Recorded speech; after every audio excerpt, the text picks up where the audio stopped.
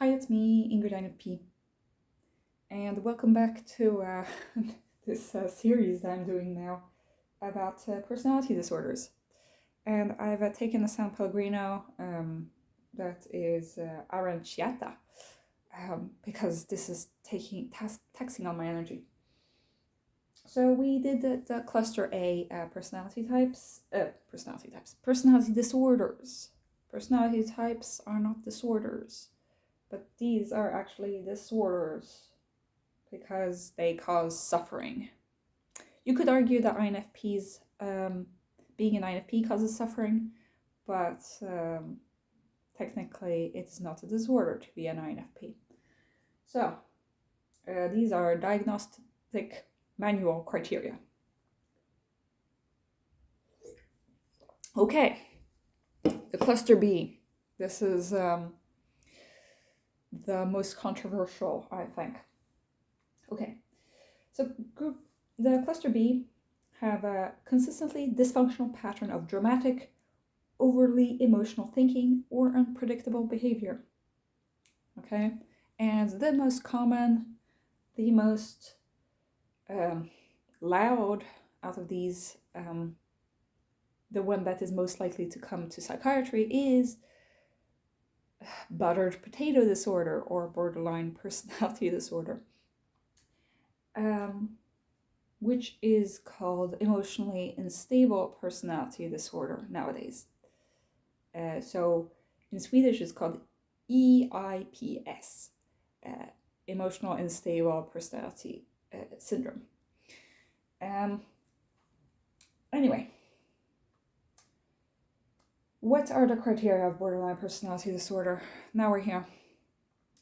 A strong fear of being alone or abandoned, ongoing feelings of emptiness, sees self as unstable or weak, has deep relationships that are not stable, has ups and downs moods, often due to stress when interacting with others, threatens self-harm or behaves in ways that could lead to suicide, is often very angry, shows impulsive and risky behavior, such as having unsafe sex, gambling, or binge eating, has stress-related paranoia that comes and goes.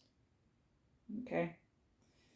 Now, there's a lot I could say, there's a lot I don't want to say. Yes, a lot of this can be quite relatable. And I don't know why, but it's mostly women who have this, and it's often because of trauma. I don't think I've ever met any person with the diagnosis emotional instability without some kind of trauma. But at the same time, we all have trauma, you know? What makes somebody have trauma and then get borderline personality on top of that? What we have to remember with personality disorders is that it's very tempting to put a personality disorder on just somebody that you don't like. Just because you don't like somebody, then that means that they have a personality disorder, which isn't quite true.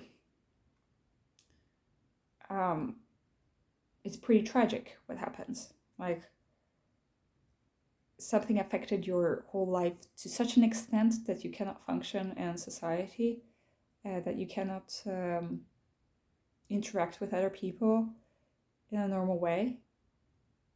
And by normal, I mean a healthy way. And I mean, these people are suffering. They really are. And we shouldn't take their shit because, like, if they hurt you or abuse you or, like, you know, and mess up your life, then we shouldn't, like, we should hold them accountable for these things and, you know, condemn them for doing stuff that hurts you. But we should take a step back, you know, and not accuse anybody that we don't like of having a borderline or having narcissistic personality, because that might not be the case. Okay. It's become such a buzzword, you know, and it's like, it's much deeper than that. Okay. Borderline personality disorder hugely affects women, and these are often women who have been through often sexual abuse, and often it goes together with like bipolar disorder and other kinds of mood disorders, and a lot of messy relationships and such. The good thing about having borderline personality is wait, I don't understand what this thing is. What is that in the corner? Oh, it's the spoon. Wait, there we are. Borderline personality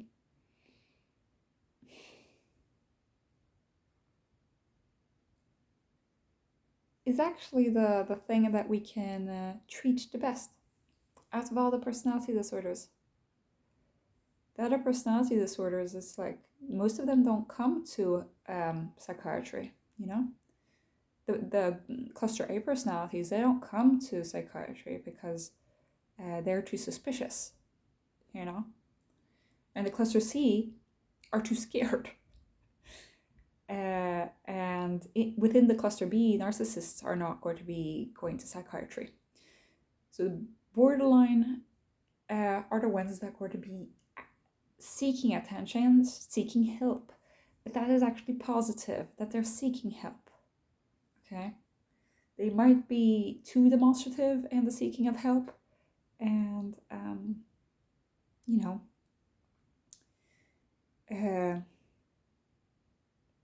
playing out suicide and such, which isn't okay, but they are the most likely to get help. And the thing with this personality disorder is that it often goes away with time. You don't often see. It's both good and bad. You don't often see people who are 40 years old and who have borderline personality disorder. It is possible.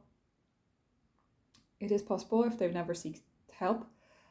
I have met some people who are that age or older. But it's not true that they are all dead because of suicide. It's actually, some of them actually got better from it. And some of them are in remission. So we shouldn't think that everything is set in stone and that they can never become better. Because that is usually what is the case for other personality disorders, but not for a borderline personality. So let's have some compassion, please. And yes, I relate to a lot of borderline personality disorder traits. I think that's what saves me a little bit is the INFP FI, which means that I do have a strong sense of self. My ISFJ friend was like, oh, he doesn't know what his sense of self is. He was like, oh, do I have borderline personality disorder? And I was like, no, you absolutely do not. Like, if there's anybody who's unstable in their moods, that's me, not you. But it's kind of the FE thing of not really knowing who you are and being different people depending on who you're around, I think is or was relatable to him too. And he was pretty worried about that. Anyway, we do not have borderline personality. Anyway. And my SFJ friend was so sweet. He was like, but because I was telling him, well, I kind of relate to some of these BPD symptoms. What do you think? And he was like, you don't have unstable relationships. And I was like, well, I kind of do. And he was like, no, you don't have unstable ones. Intense, maybe. So intense is a thing that borderline personality disorder has. But he said that no, you're pretty stable. So I'm happy about that. I think I relate a little bit. I might have had borderline at some point and just gotten better by myself, but it wasn't to the point of having a personality disorder that I needed help for. But I do relate to, I had some of these bad qualities. I do see myself as unstable or weak, but I don't have the feelings of emptiness. I often feel too full. And I do have a fear of being alone or abandoned, but I've been able to like understand these things better with time. And I have up and down moods, but it's not as extreme as some people. And I've never threatened self-harm, or I've never threatened suicide. I might have written to my friends that, oh, I feel like dying, pretty much. And sometimes they've reacted crazily than what I had intended with my message. All I wanted to say is that I need some comforting right now, when actually they took it as like, they thought that if they didn't help me, that I was going to kill myself, which is extremely manipulative to do. So I'm sorry that there was a misunderstanding, because that isn't my intent when I tell my friends that I feel bad. It's not like I want them to do something for me, which maybe I have done at some point when I was quite young, like 18 or something. But I haven't done that for a really, really long time. Because I know it's shitty. It's really shitty. Is often very angry, yeah. Often impulsive or risky behavior, such as unsafe sex, gambling, or binge eating. No, not really. I don't do unsafe things. I'm pretty cautious. And also stress-related paranoia that comes and goes. Okay. And sometimes there is a paranoia like, oh my god, everybody hates me, you know. But, and it comes and goes. But I think that it's much to a lower level than it would be if I had a personality disorder. But yeah, so that is all I will say about borderline personality disorder. Just please have some compassion, because it's not like these people are the devil incarnated, you know. That's how online spaces seem to make it seem, and people kind of demonize these people,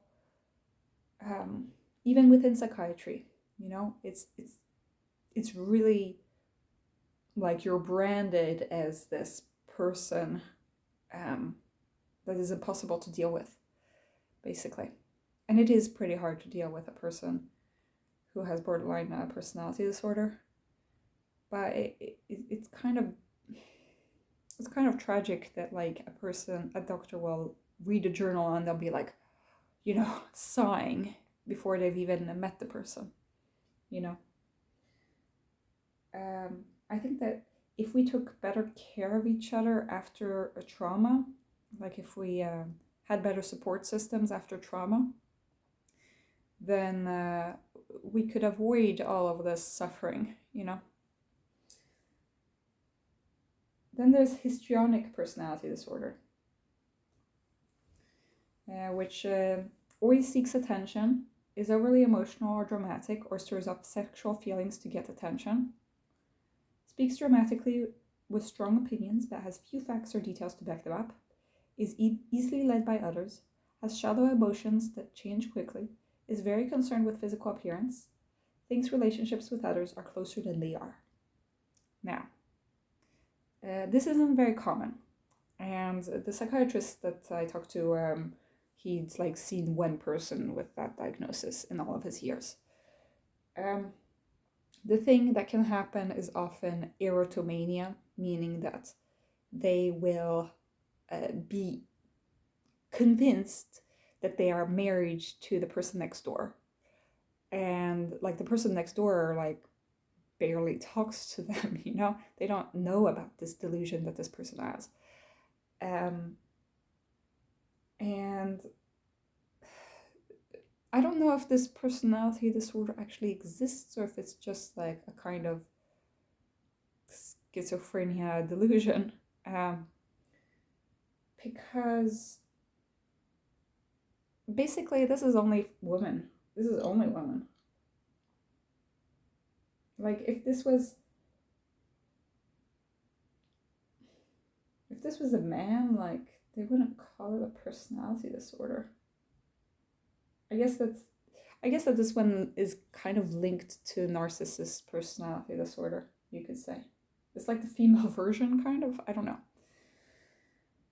That's just my take. Okay. Then we've got narcissistic personality disorder, which is an overly mediatized and diagnosable thing. Not many people have narcissistic personality disorder. Basically, a psychopath is a mix of antisocial personality disorder and narcissistic personality disorder. You need to have kind of both. Narcissists, not every abuser is a narcissist. Leaving you some time to let that sink in. Good people, like people who aren't messed up, can be abusers and therefore be bad people. Neurotypical person with no real mental health disorder might abuse their children. Obviously something is messed up, but it doesn't mean that they have a narcissistic personality disorder.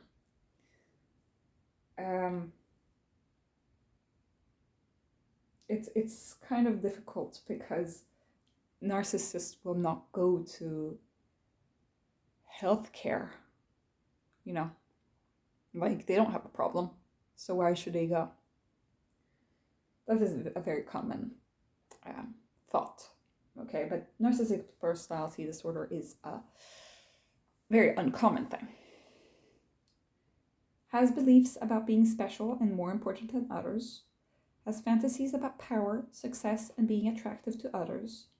Does not understand the needs and feelings of others. Stretches the truth about achievements or talents. Expects constant praise and wants to be admired. Feels superior to others and brags about it. Expects favors and advantages without a good reason. Often takes advantage of others. Is jealous of others or believes that others are jealous of them. Okay, so that is what is a narcissistic personality disorder. But that has to apply across all people.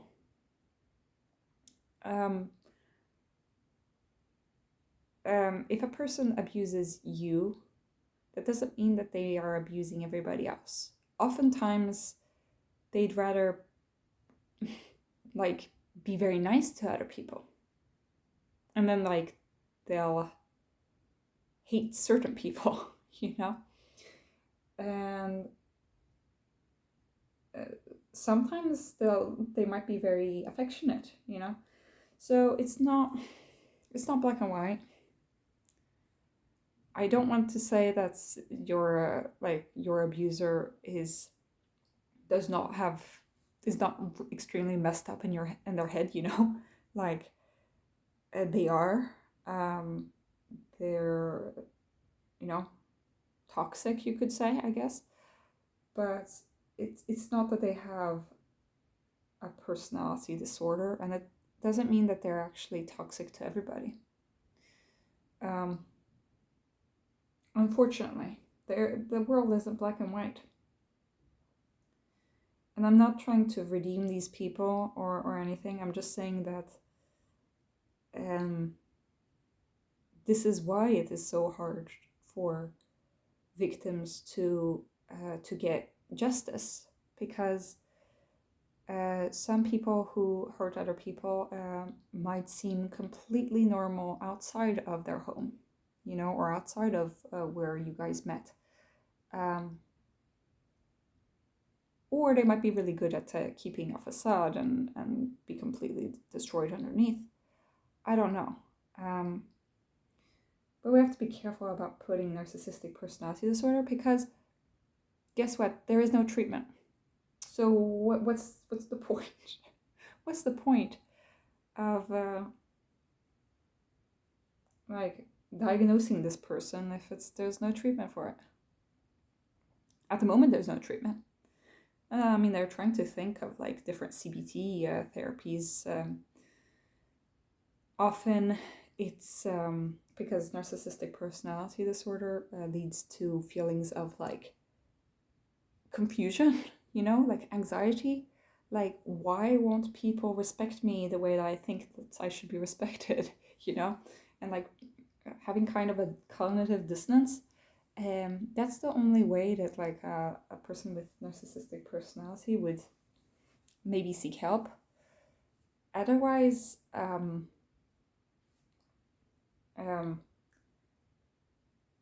these people sometimes, I sometimes meet people who are sort of that way, everything is wrong about everybody else and not them, and I'm like, they're so much better than everybody else, and it's like, wait, what? But it's often a pretty lonely existence. But yes, unfortunately, these people end up in positions of power. And that's kind of how it is with the next personality disorder. Antisocial personality disorder. Has little, if any, concern for the needs or feelings of others.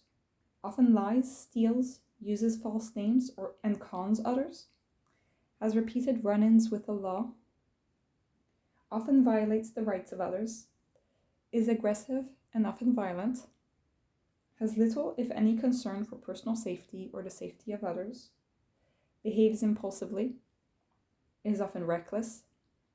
Has little, if any, regret for how their behavior negatively affects others. Okay.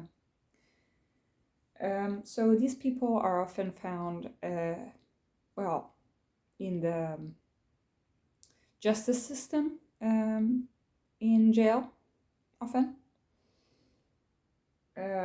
Unless they're really good at what they do, but usually they're in jail and they're not in psychiatry.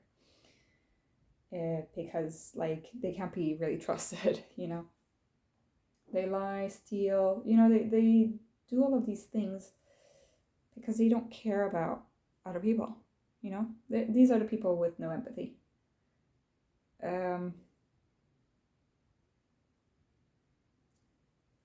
Maybe they could care about something, but it's often for personal gain, and often reckless, and not much regret. So, the psychiatrist kind of said that this is how Putin is. He's basically both a narcissist and antisocial personality disorder. While Trump would be just narcissist, basically. Maybe some traits of antisocial, but usually antisocial is a lot more cold, in the way that they express themselves, while narcissists are a little bit more boisterous, you could say. And obviously we're not sure about any of these things, but it does make sense.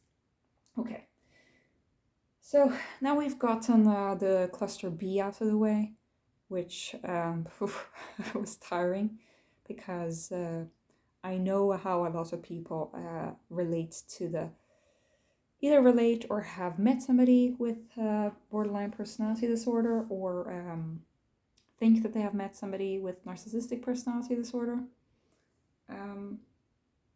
You know, but if you're able to like have some kind of self-awareness, then you'll realize that like you can't have narcissistic personality if you have self-awareness. You know, you can't have antisocial personality disorder if you can't like understand the needs of others. You know, certain things are difficult for a person with a personality disorder to comprehend. That's at least how I got it understood, like explained. These things do have things with attachment theory, which the psychiatrist explained a little bit to us. Often antisocial personality will have a disorganized attachment style, because their parents either really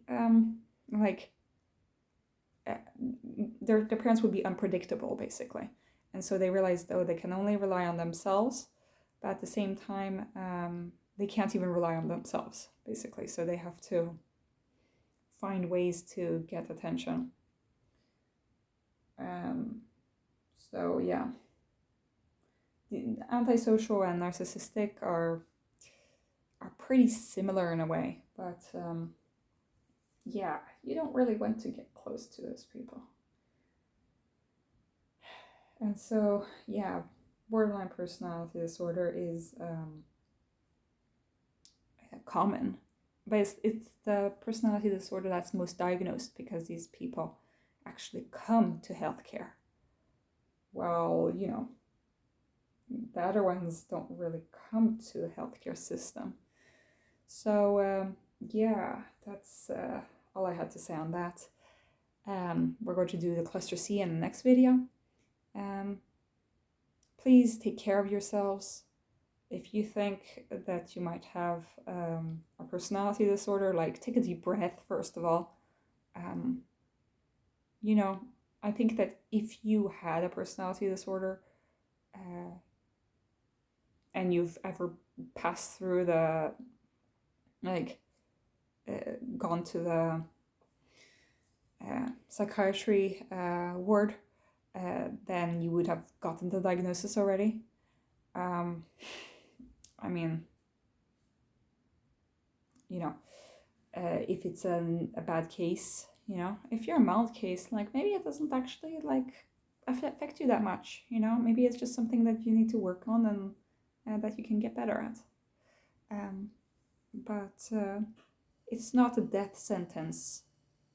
It shouldn't be a death sentence to have borderline personality disorder, but it's kind of treated that way, you know. Borderline is like the new hysteria. It's not, you know, women with hysteria in like the 1800s were locked in an asylum forever. Kind of feels the same with borderline personality disorder. Like you feel like you have a big stamp on your forehead. It shouldn't be that way. Let's try to get away from that line of thinking, so that we can be the change that we want to see, so that we can, you know, move beyond the stereotypes, protect ourselves from harm, while at the same time having compassion for others. Let's not just demonize people. And yes, like make people accountable for their actions, sure, but not. Let's listen to them 2 seconds first, and if they're just saying a bunch of shit, like help them get help. That's what I would say. Okay, so that's it. Have a great day. Bye.